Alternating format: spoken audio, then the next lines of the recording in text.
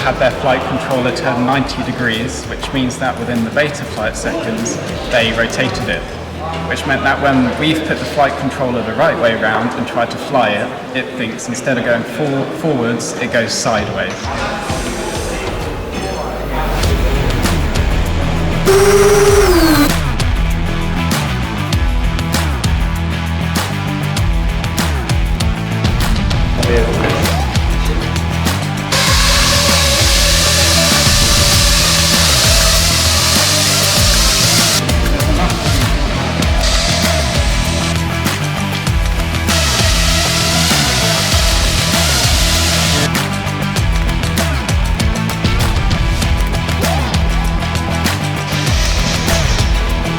We've just finished our final test flight for Aeromat, and it went successfully. We did have a slight incident where we did fly into the wall, but the prop guards saved the prop and we managed to fly on and get the code.